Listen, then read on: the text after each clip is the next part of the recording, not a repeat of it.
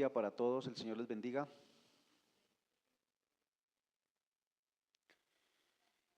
Todos hemos tenido que dejar algo esta mañana para poder estar acá reunidos. Dejamos nuestro descanso allí de pronto en nuestra cama para poder estar acá reunidos. Quizás para otros fue algo más difícil porque pudo haber una lucha en su corazón, pensando en si se venía o se elegía otra cosa diferente a estar acá.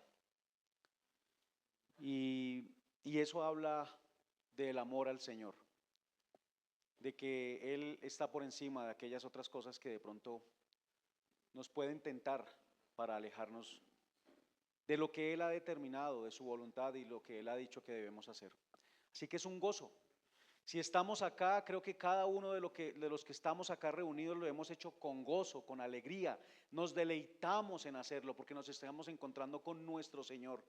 Cantábamos que Él es nuestro Rey. Debería ser un deleite y haber gozo en nuestro corazón el estar acá reunidos. Acompáñenme por favor al libro de Apocalipsis y seguiremos meditando en los mensajes que ha dado el Señor a las iglesias, pero que al final de cada uno de esos mensajes Él dice: el que tiene oído, oiga lo que el Espíritu dice a las iglesias.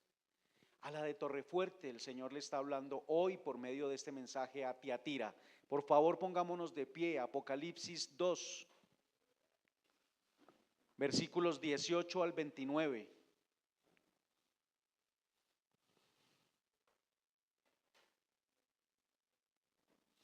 Nuestra posición de pie es esa reverencia, pero obviamente importa mucho más la reverencia en nuestro corazón, reconociendo que es la palabra de nuestro Señor. Y escribe al ángel de la iglesia en Tiatira: el Hijo de Dios, el que tiene ojos como llama de fuego y pies semejantes al bronce bruñido, dice esto: yo conozco tus obras y amor y fe y servicio y tu paciencia, y que tus obras postreras son más que las primeras. Pero tengo unas pocas cosas contra ti, que toleras que esa mujer Jezabel, que se dice profetiza, enseñe y seduzca a mis siervos a fornicar y a comer cosas sacrificadas a los ídolos. Y le he dado tiempo para que se arrepienta, pero no quiere arrepentirse de su fornicación. He aquí, yo la arrojo en cama y en gran tribulación a los que con ella adulteran, si no se arrepienten de las obras de ella. Y a sus hijos heriré de muerte. Y todas las iglesias sabrán que yo soy el que escudriña la mente y el corazón, y os daré a cada uno según vuestras obras. Pero a vosotros y a los demás que están en Tiatira, a cuantos no tienen esa doctrina y no han conocido lo que ellos llaman las profundidades de Satanás, yo os digo: no os impondré otra carga, pero lo que tenéis, retenedlo hasta que yo venga. Al que venciere y guardare mis obras hasta el fin, yo le daré autoridad sobre las naciones, y las regirá con vara de hierro, y serán quebradas como vaso de alfarero, como yo también la he recibido de mi Padre. Y le daré la estrella de la mañana. El que tiene oído, oiga lo que el Espíritu dice a las iglesias. Amén. Padre eterno, Señor, hablas hoy a nuestra iglesia Torrefuerte por medio de este texto. Señor, te rogamos que tus palabras lleguen a nuestros corazones, Señor, para que seamos transformados, Dios, que dejemos de descansar en aquellas cosas que hemos hecho, Señor, nosotros mismos, nuestro descanso, el sentirnos bien delante de ti, Señor, quizás por una religiosidad, quizás, Señor, por una obediencia a leyes, pero con un corazón apartado de ti. Que quitemos todo eso, Señor, o mejor, que lo mantengamos, pero que nuestro corazón, Señor, sea llevado a ti, que sean hechas esas mismas cosas, pero por amor a ti, Señor. Que nuestro corazón ya no sea más seducido por el engaño para ir tras cosas que no debemos ir. Habla, Señor, a nuestro corazón. Habla, Dios, para que nuestra alabanza cada domingo no sea abominable a tus oídos, Señor, cuando cantamos canciones bíblicas, pero después salimos, Señor, a seguir haciendo lo que siempre hacemos y damos la espalda a tu nombre, a tu gloria, a tu misericordia para con nosotros, Señor. Te lo rogamos y lo hacemos, Señor, porque sabemos que nos podemos acercar a ti en el nombre de Cristo. Amén y amén. Bien, hermanos, tomemos asiento.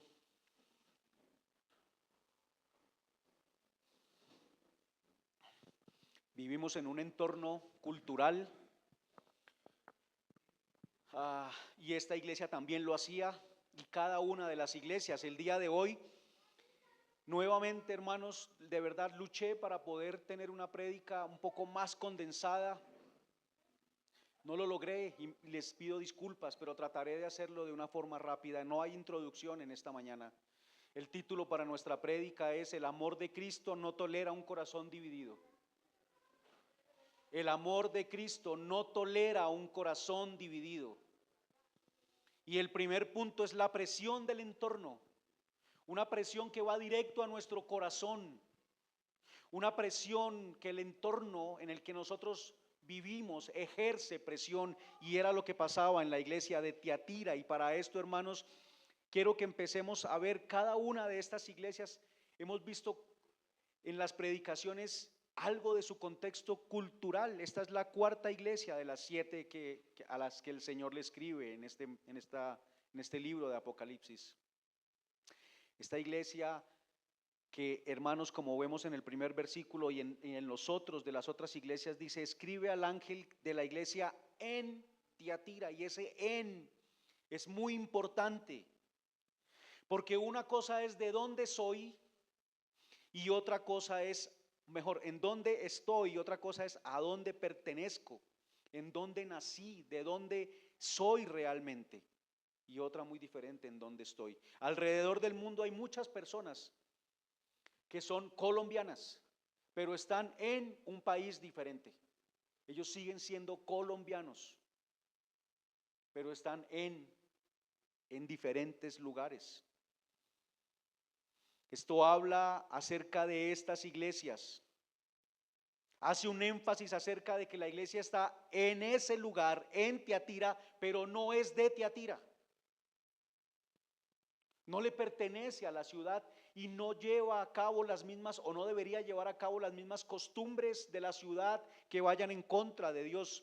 Es una asamblea local establecida en un lugar, pero es una asamblea local que pertenece a Cristo y no al mundo. Que sus costumbres, su identidad, su forma de ver las cosas es diferente y debería notarse. Eso es importante tenerlo en cuenta para las 7 iglesias, pero es muy importante para el mensaje que estaremos viendo en el día de hoy. Es la iglesia en Tiatira, no la iglesia de Tiatira. Cada una de ellas, hermanos, son asambleas locales, como la de nosotros, Torrefuerte. Es una asamblea local que está llamada a tener y manifestar una identidad en Cristo ante el mundo. En medio de un entorno cultural, en medio de un sistema que no mantiene normas que se conformen a la voluntad de Dios, en medio de unas costumbres, en medio de un desarrollo y de unas actividades, en medio de una forma de entender las cosas y verlas, en medio de unas metas, porque el mundo va tras unas metas, y ahí está puesta la iglesia. Es la iglesia de Torrefuerte en Bogotá, la iglesia de Cristo llamada Torrefuerte en Bogotá. Así que hay un entorno cultural aquí, hermanos, para cada una de las ciudades. El mundo está en términos generales allí influenciado por el Imperio Romano, por su cultura, por sus leyes, por sus creencias, por su religión. Eso es similar en cada una de las ciudades, pero en cada una de las ciudades hay un entorno específico y particular que es importante. Vimos en cada una de las iglesias cómo se han generado respuestas de parte de la iglesia de acuerdo al entorno en donde se encuentran, ¿verdad?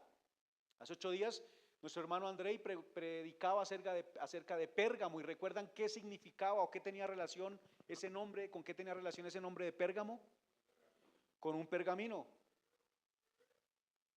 que había allí en la ciudad de Pérgamo como algo destacable, una gran biblioteca que obviamente tiene libros que están escritos en pergaminos, sabiduría del hombre, por la cual quizás esa iglesia se movía y era muy atenta a la sabiduría y a la doctrina que el hombre tenía en medio de sus enseñanzas, de su biblioteca, de sus textos. Pero el Señor le habla que Él es el que tiene la verdad. Es un entorno específico para Pérgamo, pero para Tiatira también hay un entorno específico. De las 7 ciudades, esta es la más pequeña de todas. Tiatira es la más pequeña. Estaba a unos 60 o 65 kilómetros al sureste de Pérgamo. Recuerden que estas 7 iglesias están ubicadas de una manera como en una U. Y ya aquí empezamos a ir hacia el otro lado, ya empieza a descender. Esta iglesia está al sureste de Pérgamo. Tiatira se encontraba en una llanura, y esto es importante, hermanos. Se encontraba en una llanura y no había defensas naturales o fortificaciones para la ciudad. Era vulnerable, y eso es muy importante para nuestro mensaje de hoy. Era una ciudad vulnerable. Tiatira no fue un gran centro religioso, no fue un gran centro de culto al emperador. No se hablaba mucho en Tiatira acerca de ese tipo de templos de grandes y de grandes movilizaciones a esos templos. En la escritura no vemos mucho acerca de la iglesia de Tiatira. En Hechos 16 se habla acerca de Lidia, que procedía de Tiatira. Incluso algunos dicen que quizás por medio de ella, cuando escucha, recuerdan la predicación de Pablo, y el corazón de ella es abierto para que escuche las palabras de Dios. Quizás algunos dicen que por ella o por alguien de su familia es que el mensaje llega a Tiatira, pero también vemos en Hechos 19 que Pablo duró algo más de 2 años allí predicando el evangelio, y que por Asia se extendió rápidamente el mensaje, y es muy probable que allí fue la oportunidad en que el mensaje llegó también a Tiatira.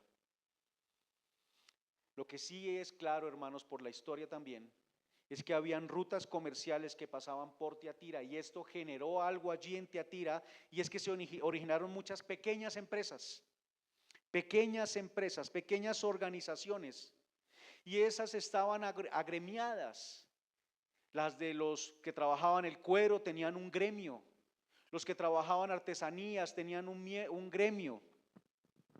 Tiatira era conocida por eso en particular, por esos gremios comerciales.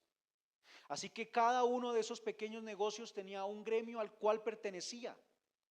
Y para poder desarrollar su negocio, para poder extenderse y prosperar en su negocio, era casi que necesario pertenecer a uno de esos gremios. Pero no solamente pertenecer, sino como miembro se esperaba que participara de las reuniones que realizaban los gremios y de sus actividades sociales. O sea, participar del entorno. No solo estar ahí, sino ser parte del entorno en Tiatira. El problema de eso es que cada uno de esos gremios tenía un dios patrón. ¿Recuerdan aquí las caravanas que vemos a veces pasar? Hay un gremio que tiene allí una patrona a la cual rinden homenaje en esos días. Pasaba lo mismo allí en Tiatira. Cada uno de esos gremios tenía una deidad a la cual le rendían homenaje, y sus actividades, sus reuniones sociales, sus celebraciones estaban ligadas al culto a esa deidad pagana. Difícilmente podría usted entonces desarrollar su negocio, comprar o vender, ¿recuerdan ese texto?, si usted no hacía parte de esos gremios. Si se negaba, prácticamente estaba usted cometiendo un suicidio social y financiero. Sería prácticamente imposible conseguir trabajo. Usted no tiene de pronto un negocio, pero sí tiene una habilidad. No sería tan fácil conseguir trabajo, prácticamente imposible. Así que sería muy duro ganarse la vida si no practicaba esto. Ya vamos viendo hacia dónde va el asunto. y cómo lo podemos relacionar con nuestro día a día hoy. Esta iglesia no tenía una persecución directa, pero sí existía una persecución indirecta por medio de esa presión social, que como vemos no es una presión donde le dicen a la persona que está obligada a ser miembro de los gremios. Nadie le pone una pistola en la cabeza o bueno, no sé, un arma de la época en la cabeza y le dice tiene que participar de los gremios o si no pierde su vida, o a uno de sus hijos. Y si no participa, entonces matamos a sus hijos. Nadie está haciendo eso. La presión viene desde un adoctrinamiento y eso es lo que va a pasar con esta señora que se menciona aquí. La iglesia de hoy, hermanos, vive también bajo la presión cultural. Nosotros aquí vivimos en medio de un entorno cultural en nuestra ciudad, una presión que nos lleva a ceder a nuestros principios, a los que conocemos que el Señor ha establecido en su palabra, a ceder para poder ser parte de o para no perder algo que consideramos muy valioso, para poder encajar, para no ser rechazado. Presión en lo individual, presión en lo familiar y presión como iglesias. En lo individual nuestro corazón es presionado para que nosotros cedamos a principios. En lo familiar es presionado para que adoptemos modelos de familia que el mundo ha creado y que no son el modelo de Dios, y que los aceptemos y los toleremos. Presiona a las iglesias para que acepten también cosas en su entorno que no son avaladas o autorizadas por Dios. Ante un contexto cultural así, hermanos, la pregunta es, ¿qué estoy dispuesto a hacer yo para poder mantener lo que creo que es valioso para mí? ¿Qué alianza estoy dispuesto a hacer? ¿Hasta dónde voy a ceder? Porque las alianzas es sentarse a hacer una negociación donde yo cedo algunas cosas y el otro cede a otras para poder tener esa alianza. ¿Qué estoy dispuesto a ceder para tener una alianza y no perder lo que yo considero valioso? ¿Hasta dónde cedemos en nuestros principios? ¿Cómo identificar si estoy cediendo a nuestra identidad en Cristo por un objetivo particular, por ejemplo, de prosperidad? ¿Cómo poder identificarlo? O mejor, si lo identifico, ¿cómo no ser tolerante con esto? ¿Cómo saber si estoy haciendo alianza y estoy siendo seducido y tentado? La respuesta viene, hermanos, a todo esto desde de nuestro corazón, de lo que hay en él. Aquí se está señalando un corazón que está dividido, un corazón que es seducido porque está dividido, porque no ama con todo su corazón una sola cosa, sino que ama diferentes cosas, y por momentos hay una la que lo lleva a decidir, pero por otro momento es otra diferente. Las respuestas que nosotros damos, hermanos, como creyentes, porque el que no es creyente, su respuesta siempre será la misma, pero la respuesta como creyentes viene de un corazón que en un momento ama a Dios y en otro momento ama más algo diferente a Dios, y por eso lo escoge y lo elige primero a Él antes que a Dios. Ese es nuestro primer punto.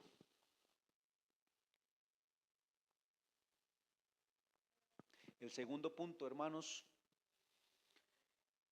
quiero hablar acerca de ese corazón dividido, versículos 19 y 20. Yo conozco tus obras y amor y fe y servicio y tu paciencia, y que tus obras postreras son más que las primeras. Pero tengo unas pocas cosas contra ti, que toleras que esa mujer Jezabel, que se dice profetiza, enseñe y seduzca a mis siervos a fornicar y a comer cosas sacrificadas a los ídolos. Luego de que Jesús se presenta, y lo vemos allí en el versículo 18, Jesús inicia diciendo: yo conozco tus obras, nuevamente. Una frase también repetida en cada una de los mensajes a las iglesias. Ya hemos hablado de eso. Él conoce lo que hacemos, bueno y malo, pero cuando Él habla de las obras, Él se refiere a que conoce desde el motivo que propició esas obras, desde lo que había en nuestro corazón que nos llevó a que hiciéramos lo que hacemos. Él conoce qué estábamos amando cuando yo decidí hacer algo. No podemos separar las obras del corazón. No lo podemos hacer. Inicia mencionando unas cosas que la iglesia tiene que son buenas. Le dice que tiene amor, que tiene fe, que tiene servicio, que tiene paciencia, incluso que sus obras postreras son mejores que las primeras. Nombra primero lo bueno y también es una constante en cada una de las cartas. Hermanos, creo que de esto también hay una lección para nosotros. Cuando nos acercamos para ayudar a alguien y hacerle ver su pecado, ¿cómo llegamos nosotros? El Señor llega mostrándoles lo bueno. Mira, tienes estas cosas, lo estás haciendo bien de esta manera, pero hay algo más a lo que debes prestar atención. Cuando David, ¿recuerdan? Se le preguntó ¿a qué castigo elegía? ¿En manos de quién prefirió él ponerse? En manos de Dios. ¿Y cuál es la razón? Porque es muy sabio. Si él se pone en las manos del hombre, el hombre no tiene misericordia. Nosotros vamos es de una vez a acabar con el otro. Pero el Señor viene con amor y habla primero lo bueno. Habla de ese amor, de esa fe, de esas cosas buenas que ellos tienen. Un amor ágape, que es la palabra que utiliza acá, un amor que se entrega por el otro. Una fe que es la palabra pistis, que es una fe real, verdadera en el Señor. Y una paciencia que es perseverar en medio de las situaciones que ellos estén llevando allí. En medio de ser presionados para que puedan tener un sustento. Y no van a la idolatría, sino que aguantan también el quizás tener una escasez, no como quizás nosotros a veces pensamos que tenemos escasez, una escasez verdadera,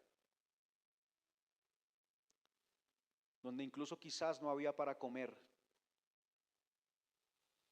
Es una iglesia que es sostenida por el Señor, que Él está en medio y ese amor y esa fe trajeron como resultado servicio. Una perseverancia paciente. El amor produce que ellos sirvan y la fe produce que perseveren de forma paciente.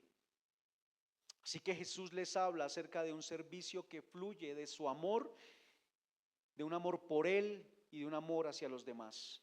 Y la palabra servicio es la misma palabra que encontramos en otros lados, que tiene que ver con el diácono, uno que sirve, uno que ministra. Esa palabra habla de amor compasivo hacia el necesitado dentro de la comunidad. Esas personas estaban ayudándose unos a otros en medio de su situación difícil en el caminar allí en una ciudad donde para usted poder desarrollarse económicamente debería caer en idolatría.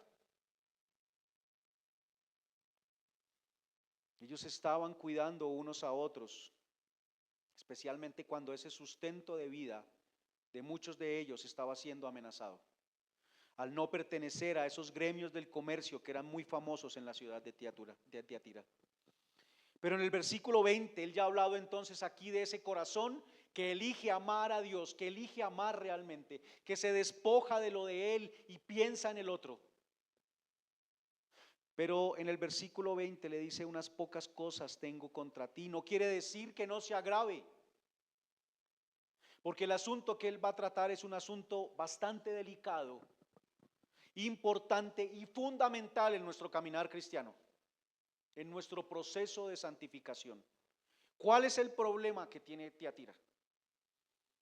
Que tolera, ¿verdad? Ese es el problema que dice allá en el versículo 20. Toleras. Esa palabra tolerar usada aquí por el Señor es dejar ser, permitir que el otro haga de acuerdo a lo que él piensa, no estorbarle. El problema que está señalando Jesús es el de la tolerancia, que no se puede confundir con la paciencia y con la misericordia. porque el Señor es misericordioso y lo vamos a ver en el tercer punto, pero Él no tolera ese corazón dividido.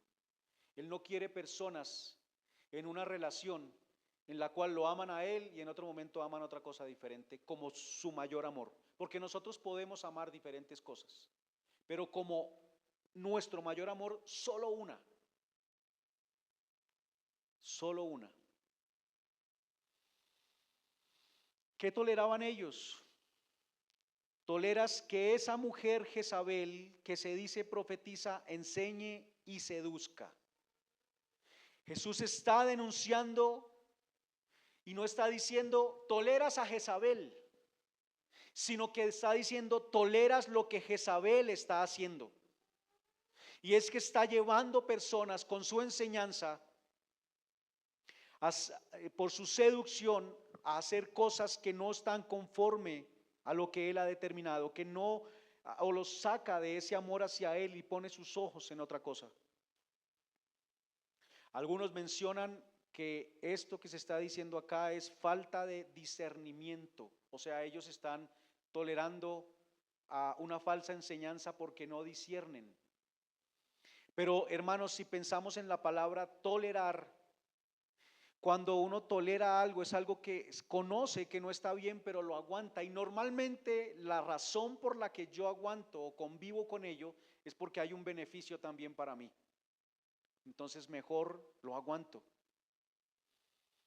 Jesús está diciendo que la iglesia no debe tolerar, no debe convivir con algo que desvía los corazones y no hacer nada, sino quedarse tranquilo. Básicamente es una iglesia que es y deja ser, que no estorba. El problema no es que no supieran que había una mala enseñanza, sino que la toleraban. Y no quiero entrar en el tema, porque habría mucho que hablar allí también, en el tema de que Él está diciendo, toleras que esa mujer Jezabel que se dice profetiza enseñe. Ya empieza por ahí, está tolerando algo fuera de lo que Él mismo instituyó. Está tolerando que ella sea la que se levante a enseñar en medio de la congregación, pero que además su enseñanza seduzca a los corazones para ser llevados tras los ídolos. Leímos esta mañana entonces acerca de Jezabel, y es muy probable que esta mujer aquí en Tiatira no se llamara Jezabel, sino que es una referencia al comportamiento de esa mujer en el Antiguo Testamento, que sí se llamaba Jezabel, quien llevó a Israel a la idolatría, quien llevó a Israel a adorar ídolos. Conocemos acerca de ella en el libro de Reyes.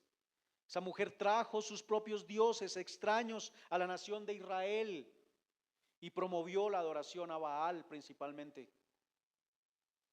En el capítulo 18, versículo 19 del primer libro de Reyes dice que hay 450 profetas de Baal y 400 de Acera que comen de la mesa de Jezabel. Acab la toma por esposa y él es llevado a adorar a Baal, dice en el primer libro de Reyes 16:31, y lo confirma en el primer libro de Reyes 21:25, donde dice: a la verdad ninguno fue como Acab, que se vendió para hacer lo malo ante los ojos de Jehová, porque su mujer Jezabel lo incitaba, lo seducía. Y en el versículo 26 dice: él fue en gran manera abominable, caminando en pos de los ídolos, seducido por Jezabel. Así que probablemente Jesús usa el nombre simbólicamente para resaltar su comportamiento. Vimos en lo que leímos esta mañana cómo ella envió unas cartas y las selló en nombre del rey, pero no eran las palabras del rey, eran sus palabras. ¿Qué está haciendo Jezabel acá entonces? Se dice ser profetisa, está llevando en teoría, según ella, las palabras de Dios, pero no son las palabras de Dios, está suplantando. Así que Jesús usa ese nombre simbólicamente para hablar de ese comportamiento y la influencia que tenía esta mujer, similar a la influencia que tuvo Jezabel allá con Israel. Una mujer dominante, controladora y que enseñaba y seducía para inducir decisiones en los demás, llevándolos a fornicar y a comer de lo sacrificado a los ídolos.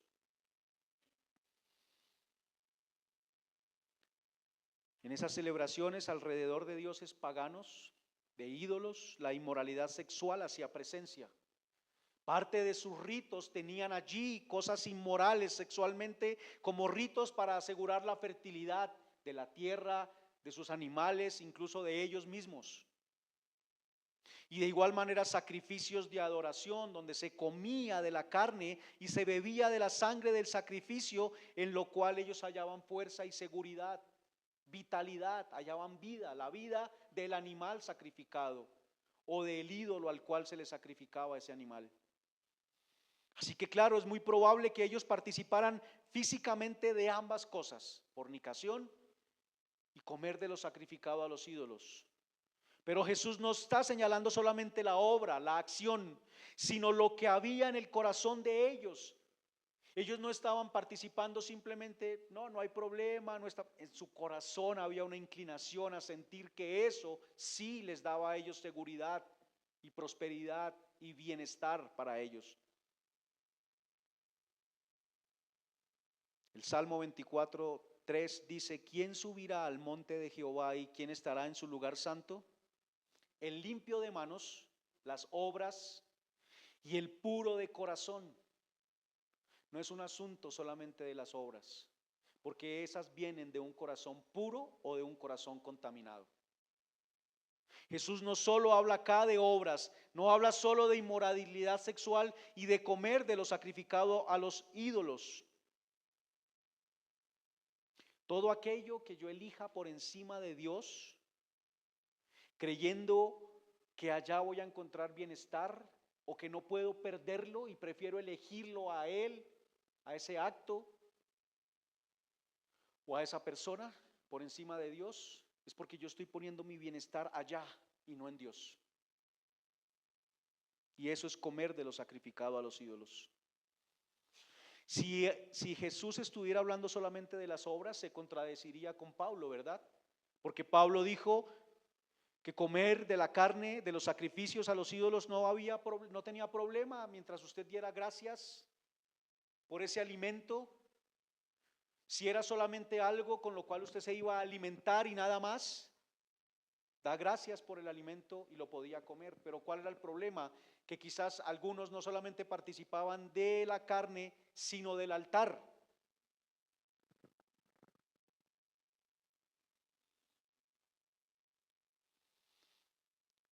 Así que aquí se habla de un problema más profundo, hermanos. Quizás para dar un ejemplo un poco más claro, hablando del tema del sustento, como le pasaba a esta iglesia en Tiatira. ¿Está mal que yo busque mi sustento? ¿Está mal que yo busque un trabajo y deba buscar el ocuparme para traer sustento a mi casa? No, no está mal, eso es claro. Pero el problema es que yo crea que para poder llevar sustento a mi casa tengo que mantener un trabajo que me lleva a trabajar el domingo y no puedo ir a la iglesia entonces, como el Señor lo ha mandado. No, es que si yo no hago eso pierdo mi trabajo. ¿Está confiando más en qué? Buscar trabajo y hacerlo sería algo como comer de lo sacrificado a los ídolos. Pero pensar que si yo tengo que rechazar mis principios para poder mantener ese trabajo, eso ya es participar del altar. No sé si me explico. Ya es mi corazón puesto allá tras eso. Mi seguridad puesta en esto.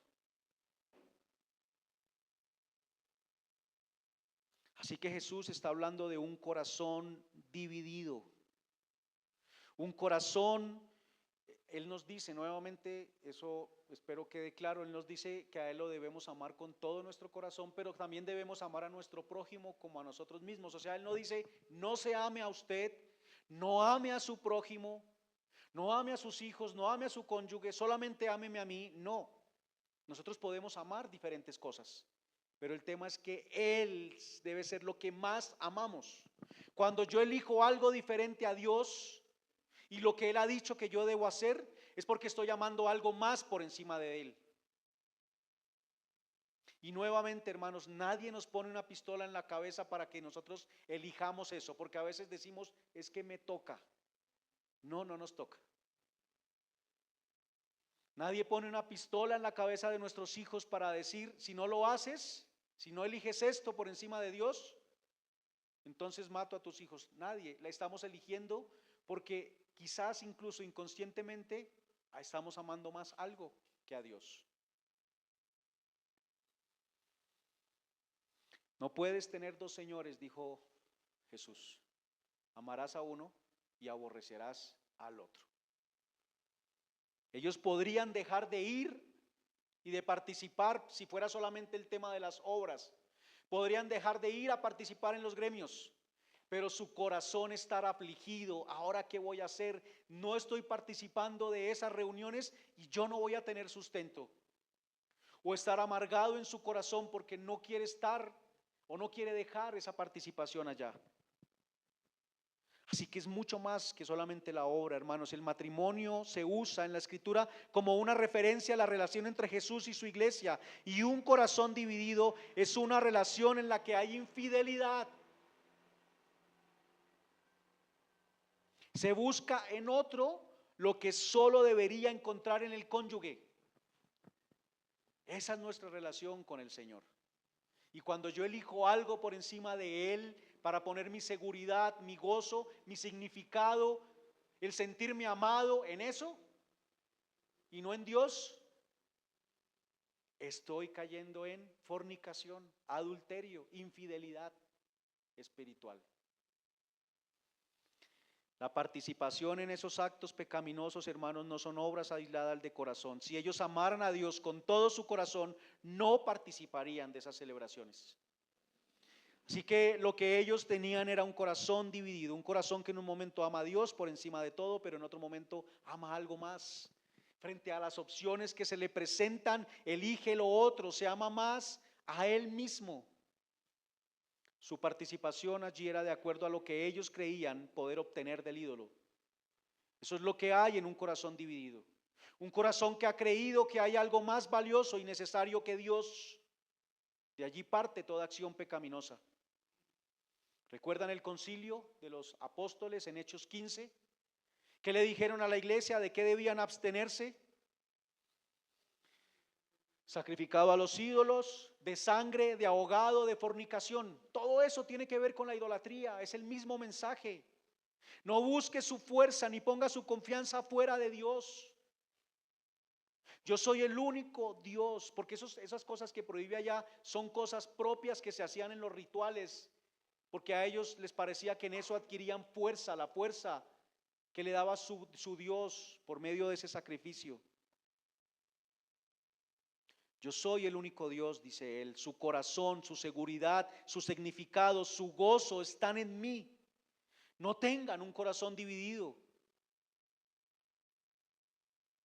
Porque hermanos, siempre que elijo por encima de Dios algo diferente, lo que mi corazón pecaminoso me ha hecho creer es que eligiendo lo otro voy a estar mejor que con Dios. Recordemos a Adán y a Eva. ¿Qué pensaron ellos? Que comiendo del fruto iban a tener algo más que Dios no les daba o no les quería dar. Un corazón dividido como consecuencia ¿de qué? De las enseñanzas de Jezabel. Un corazón por un adoctrinamiento, por una enseñanza no sana, por una doctrina no sana. Y cuando hablamos de doctrina no sana, no solamente es iglesias que enseñan algo que no está en la Biblia, sino lo que el mundo enseña. El mundo enseña una doctrina que no es sana, porque el mundo adoctrina o no. El mundo adoctrina. Quieren a nuestros hijos en las escuelas para ser enseñados, para adoctrinarlos. Doctrina no sana.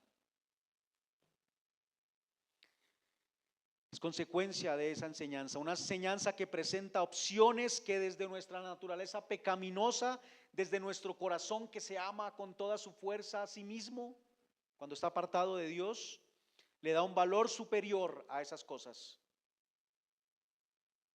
Porque lo primero que viene con el engaño es que se nos hace dudar de Dios. Eso pasó en Edén, con que Dios os ha dicho. Eso no tiene lógica.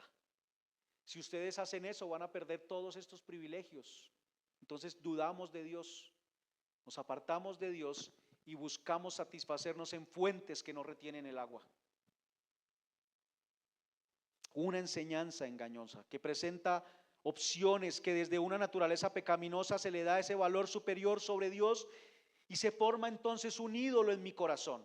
Y la iglesia estaba tolerando esa situación, no se estaba estorbando. Eso es lo que está señalando Jesús. Toleras esas enseñanzas que llevan a mis siervos a caer en esa idolatría, a que sus corazones sean seducidos. Es muy probable que esta mujer con su enseñanza les llevara a participar de los gremios y sus actividades, haciéndoles creer que no estaba mal. Y ellos, al creer que no estaba mal, lo veían como una oportunidad de no perder su sustento. Bueno, no está tan mal, yo creo que puedo llegar hasta esto. ¿Cuántas veces cedemos de esa manera? No, no está tan mal. Bueno, nuevamente el ejemplo del trabajo. No, pero es que no es todos los domingos, es cada 15 días. No está tan mal.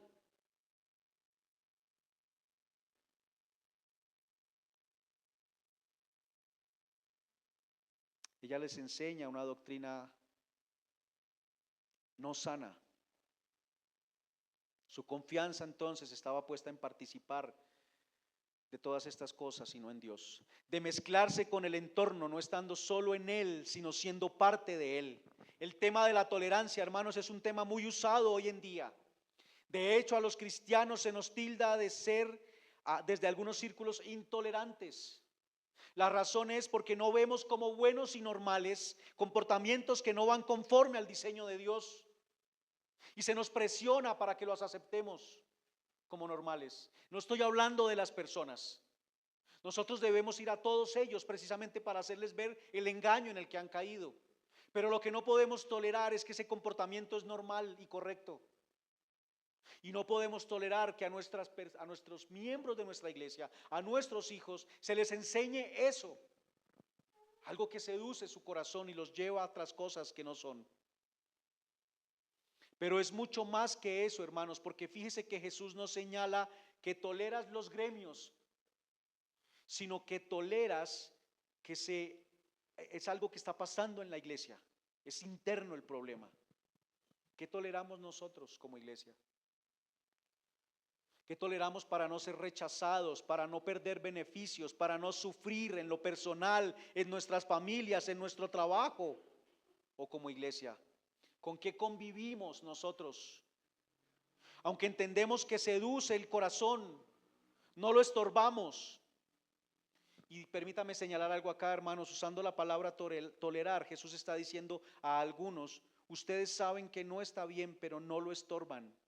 Y normalmente, como dije antes, eso sucede cuando yo recibo un beneficio y no lo quiero perder. Quizás estas personas estaban tolerando esto porque al que algunos sean seducidos y participaran de los ídolos, de los gremios y sus fiestas, lo que sucedía era que traían recurso, porque ellos sí se podían codear con la sociedad allí. Entonces mejor no los estorbamos, porque es que si ellos dejan de participar, dejan de traer el recurso. Lo más fácil es tolerarlo. Un ejemplo, Dios puso bajo nuestro cuidado a nuestros hijos para que los criemos como hijos para Él. Eso significa cuidarlos físicamente, pero cuidarles su corazón. Un corazón que no tenga herramientas para que no sea seducido fácilmente. Y a veces, aunque sabemos que hay cosas que les están seduciendo su corazón, como el celular o la televisión, no lo estorbo. ¿Por qué? Porque mientras él está metido en eso, me deja tranquilo a mí. Entonces yo obtengo un beneficio. ¿O no? Lo mejor es tolerarlo. Toleramos que el televisor le enseñe a mi hijo qué es lo que él debería perseguir y hacer, o que el celular se lo enseñe. La enseñanza viene de todo lo que oímos y vemos, hermanos. No es solamente la sana doctrina o la mala doctrina en una iglesia. Es todo lo que nosotros vemos y todo lo que nosotros oímos, con lo cual nuestro corazón se ve seducido a ceder a los principios que Dios ha establecido para mantener cosas que creo que necesito. Y somos muy susceptibles a valorar por encima de Dios muchas cosas. Por eso el tema no es tan liviano, hermanos, como ¿qué pasa si oigo música del mundo? Yo pregunto, ¿es pecado oírla? ¿Hay algún versículo en la escritura que me diga que yo no puedo oír una música que no sea una alabanza a Dios? Yo no lo veo. No sé si alguno de ustedes lo vea. Pero el problema no es tan liviano como eso. El tema es si esa música me está adoctrinando, me está enseñando cosas, está seduciendo mi corazón de una manera en que me lleve a reemplazar a Dios y a dejar sus principios. Si eso pasa, hermanos, no me conviene oírla.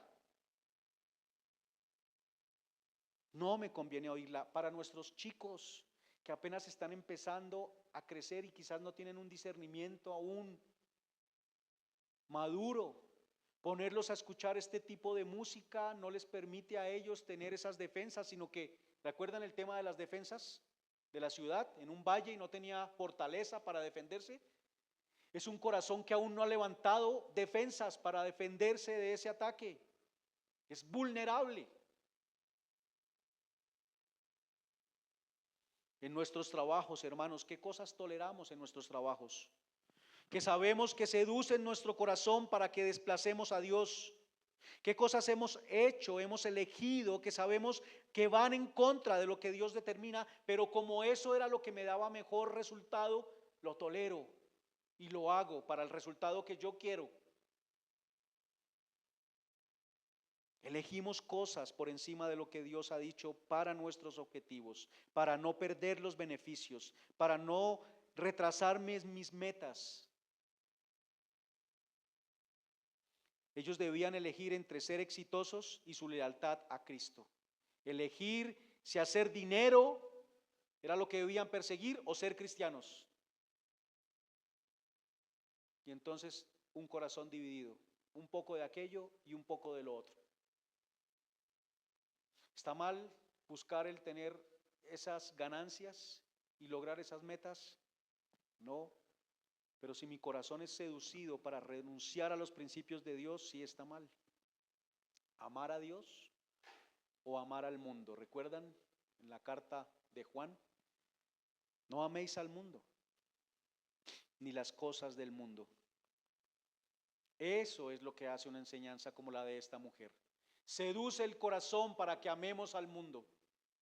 ¿Qué cosas vemos que seducen los corazones de nuestros hermanos en nuestra iglesia, pero que no las estorbamos? ¿Qué cosas vemos que seduce el corazón de nuestros hijos, pero no los estorbamos? La iglesia tiene presión del entorno para que tolere, permita la participación de personas que se encuentran en condiciones personales de abierta rebeldía a Dios, para que toleremos la participación de personas en roles que no asignó Dios, y además de forma que Dios no autorizó, y esos mensajes seducen nuestros corazones. ¿De qué manera pudo venir el engaño acá? En el versículo 24, ahí se dice algo muy interesante. Dice que a vosotros y a los demás que están en Tiatira, cuantos no tienen esa doctrina y no han conocido lo que ellos llaman las profundidades de Satanás. El mundo, hermanos, recordemos, Satanás, la palabra Satanás quiere decir adversario. No siempre que se utiliza la palabra Satanás se está hablando de un ser espiritual. Se está hablando o se utiliza de adversario, contrincante, estás en contra de mis metas, de mis objetivos. Acá se utiliza de esta manera, las profundidades del adversario.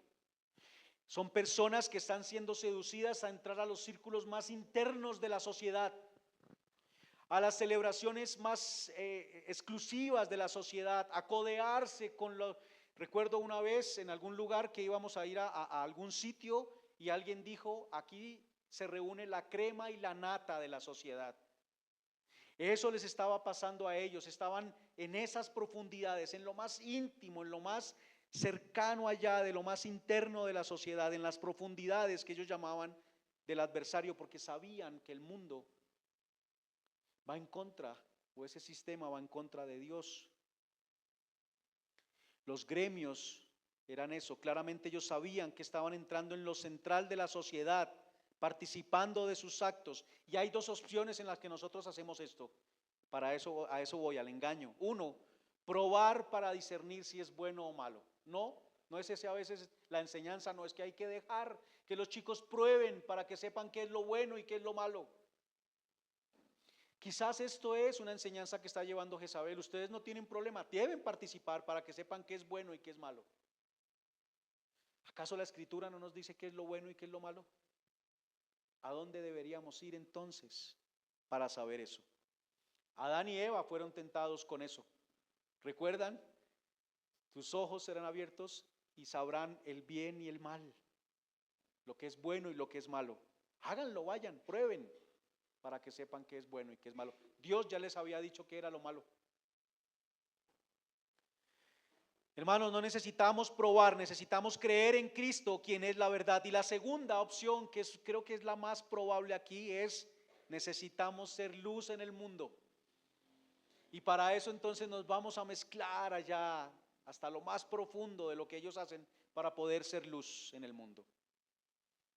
Recuerden, la iglesia de Tiatira es una iglesia, no es de Tiatira, es la iglesia en Tiatira.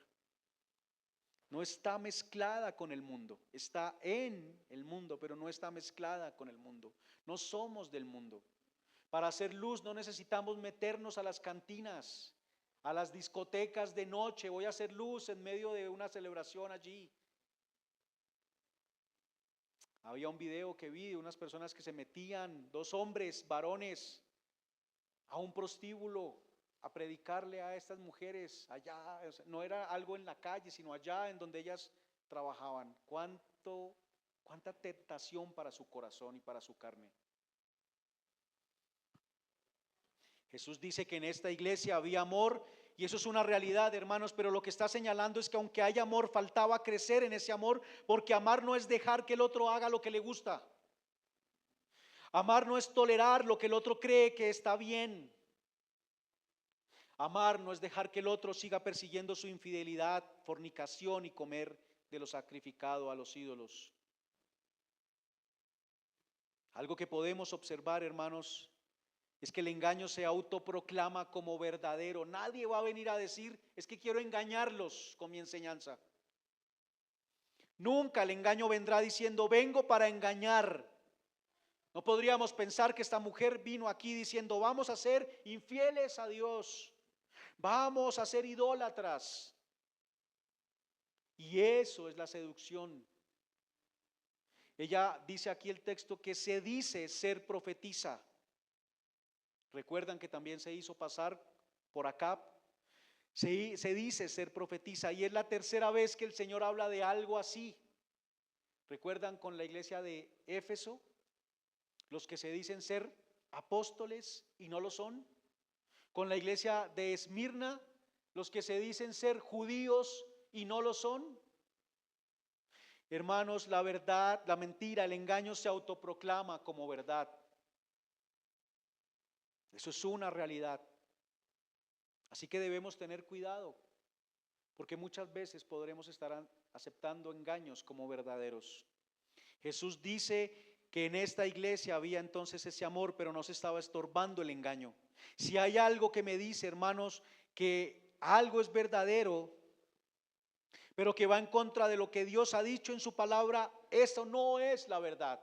Se está autoproclamando como verdad, pero no lo es.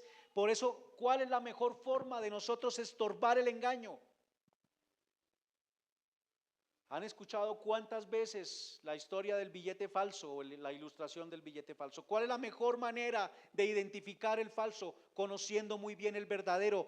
¿Cuál es la mejor forma de estorbar el engaño? Con la verdad. Levantar muros alrededor del corazón de las personas. Levantar muros alrededor del corazón de nuestros hijos.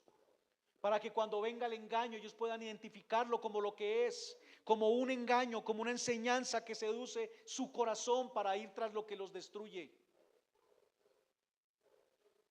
La mejor forma es enseñar la palabra de Dios. Podemos tenerla porque estamos en Cristo. No habría otra forma, hermanos. La verdad es importante. La verdad me debe llevar a atesorar a Cristo por encima de todo, a amarlo como mi amor, mi mayor tesoro. Si eso se produce en mi corazón, eso es sana doctrina y alejaremos de nosotros la tentación a la idolatría.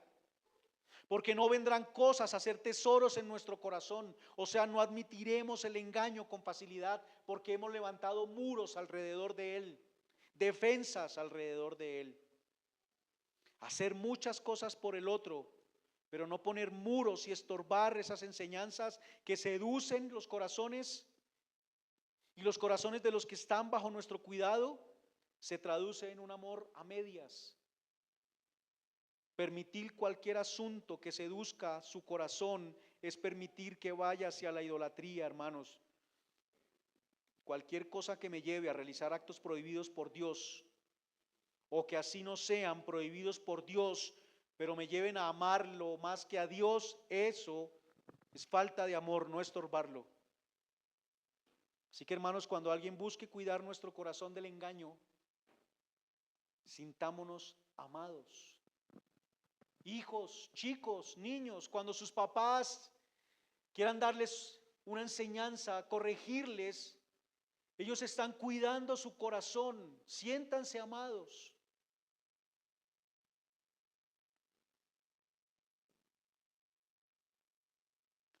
Cuando entre nosotros como hermanos veamos un hermano que quiere también cuidar nuestro corazón, sintámonos amados. Sabemos que a veces no lo hacemos correctamente, pero en ese amor nosotros también podemos ayudar al otro a que lo haga mejor. Pero cuando nos estamos cuidando, hermanos, nos estamos amando. Debemos tener cuidado de no ser nuestros propios dioses, suministrándonos a nosotros mismos lo que nos da seguridad y no confiando en Dios, quien suple de forma correcta, cuidando nuestro corazón. Dios no suple sin que nosotros seamos beneficiados. Él suple de una manera en que para nosotros viene bien siempre. Podemos hacer muchas aplicaciones, hermanos, de un corazón dividido. Todo aquello que elija desplazando a Dios y sus principios es muestra de que hay un engaño en mi corazón, de que tengo un corazón que ha sido seducido, de que tengo un corazón dividido y que estoy cayendo en infidelidad con Dios, en adulterio con Dios. Tercer punto, Cristo es misericordioso, pero no tolerante. Hermanos, Cristo es un esposo misericordioso con su iglesia, su esposa, que la ama, pero que no tolera. ¿Qué esposo toleraría que su esposa estuviera haciéndole infiel todo el tiempo y tuviera ese corazón dividido?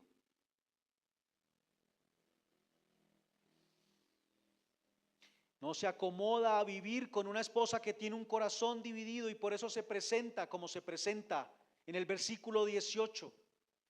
Hermanos, las principales deidades en Tiatira en estas celebraciones de los gremios eran Apolo y Artemisa, hijos de Zeus, eran hijos gemelos de Zeus,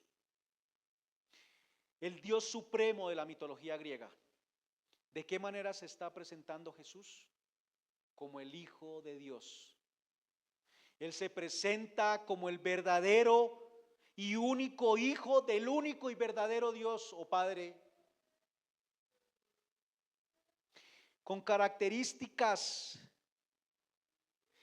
que ya hemos visto que hablan de esa deidad como Hijo de Dios. Les está diciendo que Él es el único que debería tener adoración y que ellos están adorando a unos hijos de un Dios que no existe y a unos hijos que no existen tampoco.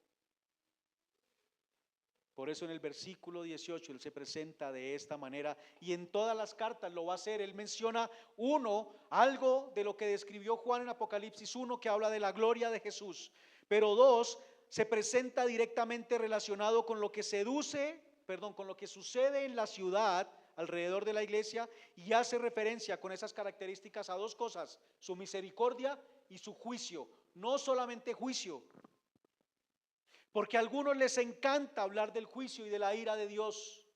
Escuchaba a un predicador que tengo que decir que me gusta mucho escucharlo, pero no estaba de acuerdo porque él solamente se refería a que estos versículos Jesús se presenta así para hacer relación con su juicio, pero nunca mencionó la misericordia. Y aquí vemos misericordia de Dios también, de Jesús.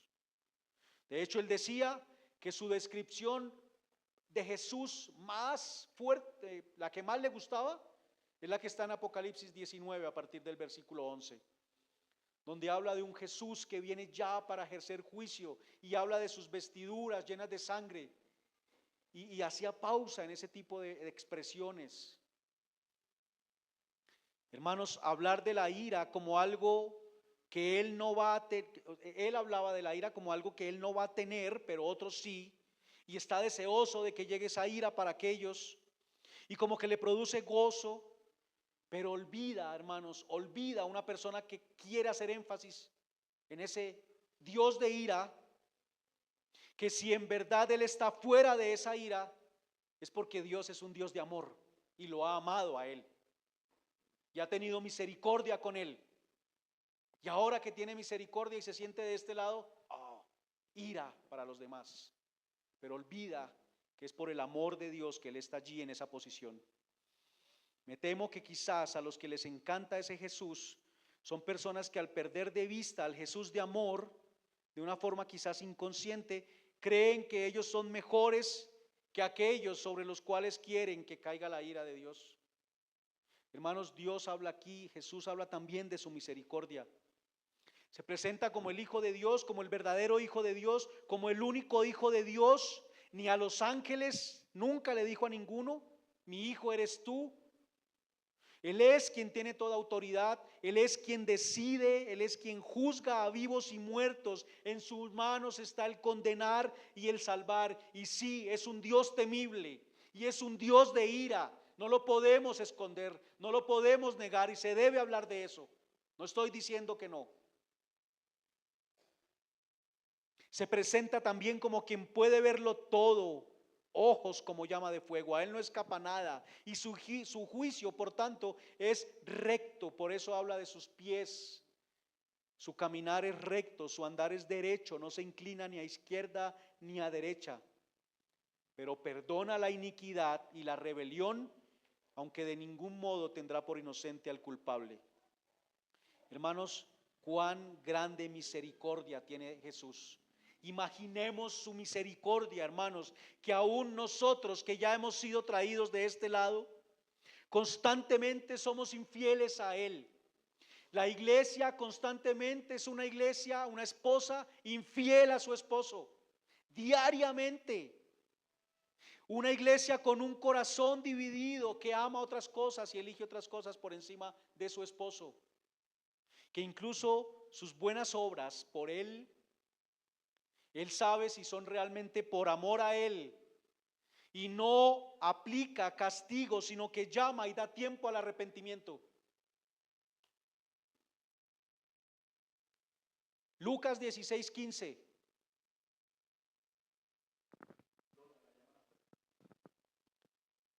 Vosotros os justificáis a vosotros mismos, dice allá el Señor, delante de los hombres.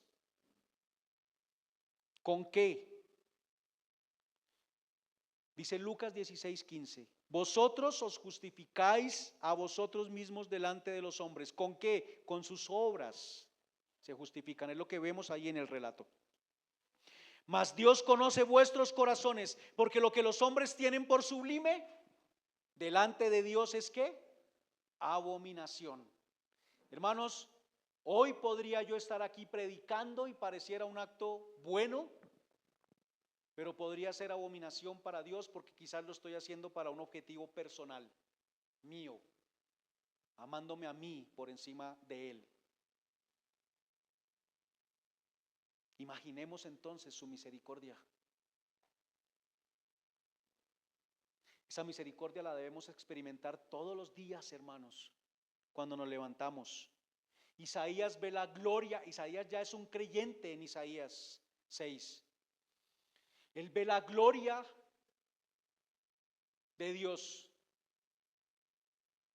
y cae como muerto. Pues no cae como muerto, él dice: ay de mí que soy hombre muerto, porque mis labios son inmundos. He visto la gloria de Dios.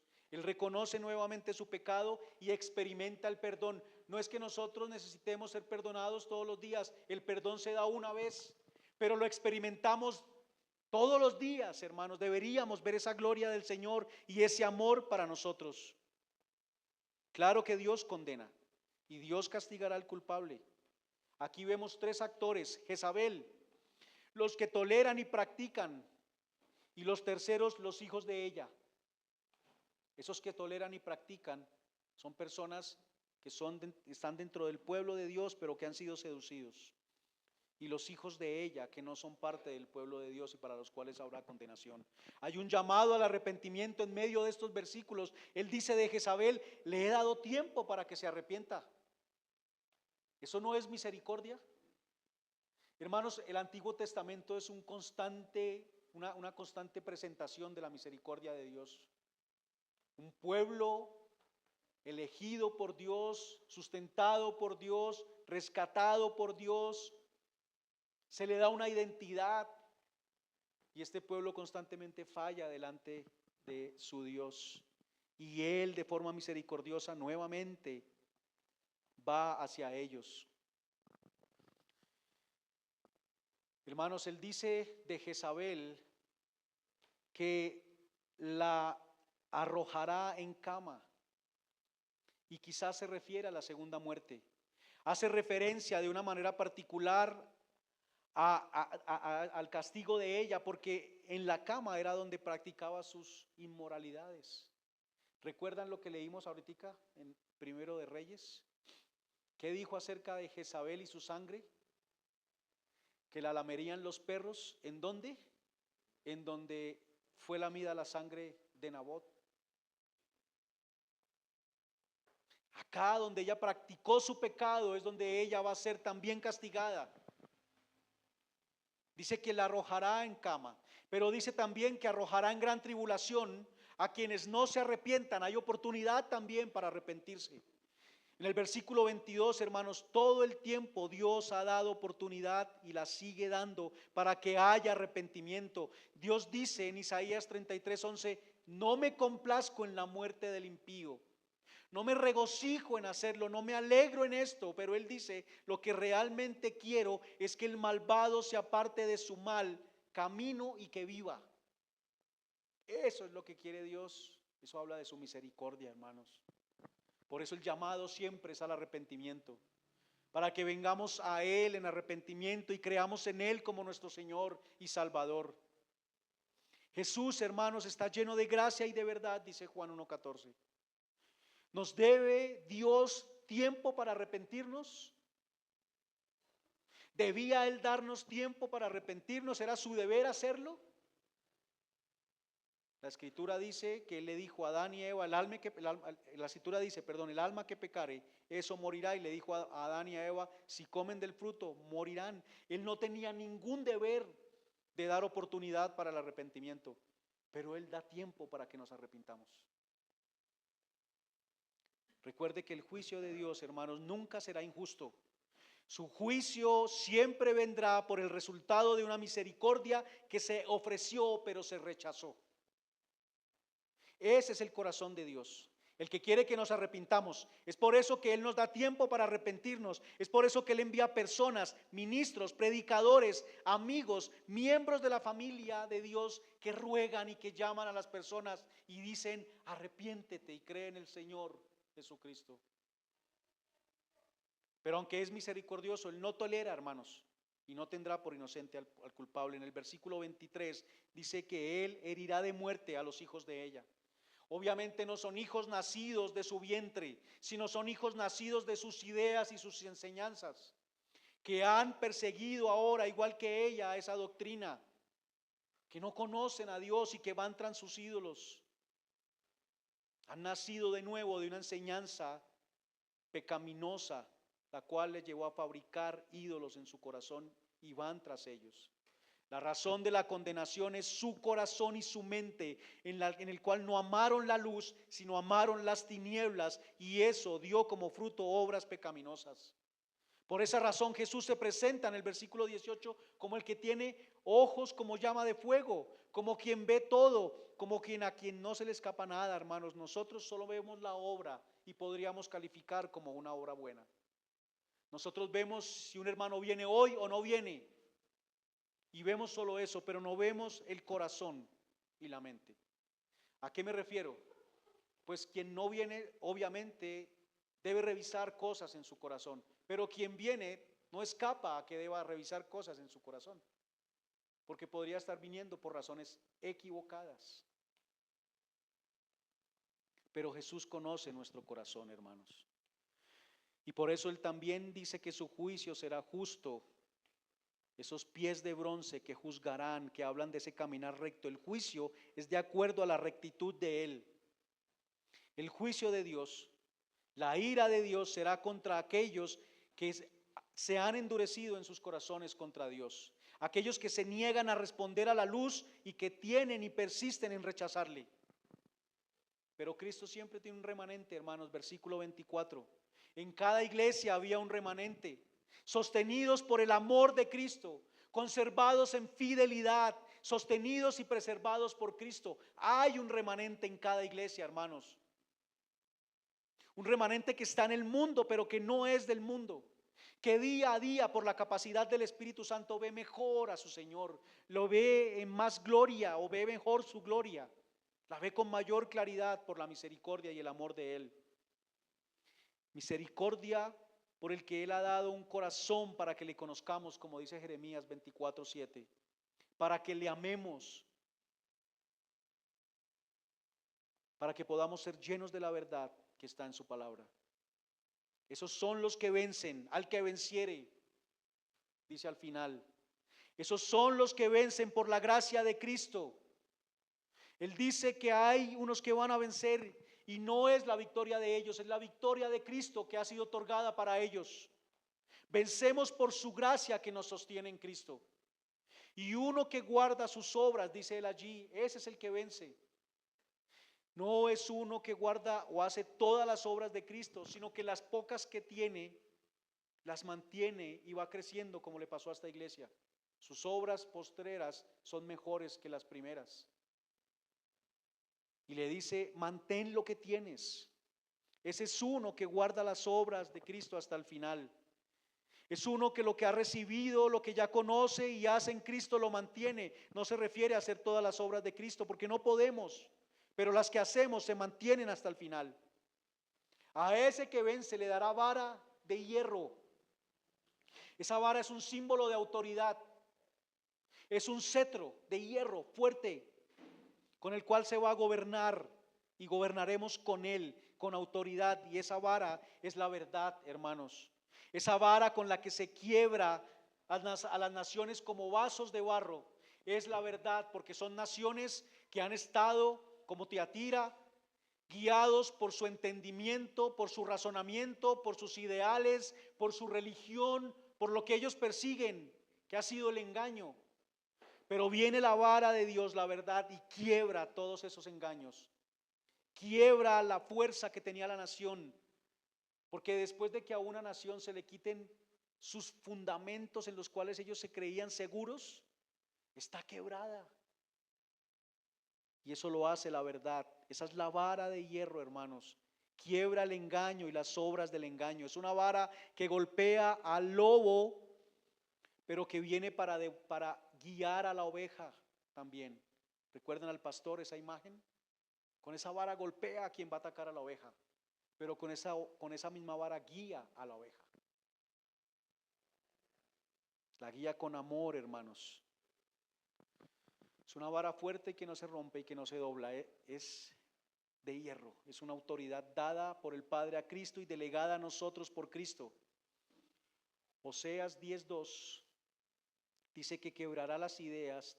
Dice que lo que Él va a hacer es quebrar esas ideas de las naciones, sus dioses y sus entornos pecaminosos. El objetivo es un corazón puro. Si en mí se quiebra el engaño que hay, lo que va a producir esa vara que está hecha para guiar a los que son de Él, es un corazón puro, un corazón no dividido, un corazón que ama a Dios por encima de todo, hermanos. Y dice también que le dará la estrella de la mañana. Apocalipsis 22:16 dice lo siguiente: yo, Jesús, he enviado mi ángel para daros testimonio de estas cosas en las iglesias. Yo soy la raíz y el linaje de David, la estrella resplandeciente de la mañana. ¿Quién es esa estrella de la mañana que se nos dará a los que vencemos en Él? Es Cristo mismo. Cristo mismo, el amor de Cristo en nosotros para que amemos correctamente. La promesa es que seremos como Él y que ya no tendremos más un corazón dividido, que ya no tendremos más un corazón susceptible al engaño y a la seducción del pecado, de la enseñanza pecaminosa, sino que tendremos un corazón que ama a nuestro Dios con toda su fuerza. Pero por ahora, hermanos, debemos estar vigilantes y cuidarnos unos a otros, discernir las enseñanzas y filtrarlas por la verdad y estorbar, no tolerar lo que nos seduce a cada uno de nosotros y a aquellos a los que han sido puestos a cargo nuestro, hermanos. Pero tolerar, no tolerar, nuevamente, Jesús, ¿cómo lo maneja? Con amor y con misericordia, con paciencia, poco a poco. Jesús no toleró el pecado de su iglesia, pero Él vino y sufrió por ella y puso el pecho por ella y murió por ella. ¿Por qué? Por el pecado de su iglesia. A veces la respuesta en no amor, no se me ocurre de otra forma, en no amor o en desamor, viene de unas respuestas porque yo me siento afectado y no porque estoy amando al otro, sino por amor a mí mismo, hermanos. Así que roguemos al Señor, hermanos, pongámonos de pie para que Él nos ayude a que cada día sean levantados muros alrededor de nuestro corazón por medio de la verdad, y que de esta manera podamos ser protegidos del engaño que seduce nuestro corazón. Padre eterno, Señor, Dios, vivimos en un mundo que seduce nuestros corazones con facilidad por nuestra propia naturaleza. Somos seducidos y tentados por nuestra concupiscencia, Señor, por aquello en lo cual nuestro corazón ha depositado su confianza, en lo cual nosotros, Señor, creemos que al no tenerlo podremos perder los beneficios y el bienestar que tenemos. Pero no hay mayor bien, Señor, que tenerte a ti. No hay mayor bien que nuestro corazón te ame a ti por encima de todas las cosas. Por eso rogamos que tu verdad siempre venga a nuestros corazones, Señor, para levantar muros y que seamos diligentes en estorbar también el engaño que hay en aquellas personas bajo nuestro cuidado, presentando tu verdad, Señor, en amor, para que sean levantados también muros allí y el engaño sea quebrado por esa vara de hierro que es tu verdad. Que sea quebrado ese engaño, Señor, y que nuestro corazón sea llevado cada vez a amarte con toda su fuerza. Que no elijamos nada por encima de ti, Señor. Que de esa manera también nuestra alabanza para ti sea de agrado. Nuestro congregarnos, el leer tu palabra, Señor, el hacer todas estas cosas que debemos hacer sean de agrado para ti, porque vienen de un corazón que en realidad te ama a ti y que lo hace por amor a ti. Ayúdanos, Señor, para hacer luz en medio del mundo sin mezclarnos con el mundo. Ayúdanos, Señor, para no ceder y tolerar aquellas cosas las cuales atrapan nuestro corazón y solamente, Señor, las toleramos porque obtenemos algo engañosamente creyendo que es bueno para nosotros, pero nos aleja de ti. Haznos fuertes y firmes, Señor, en tu verdad, en tu palabra. Te lo rogamos en el nombre de tu Hijo Jesús. Amén. Amén. Hermanos, gracias. El Señor les bendiga.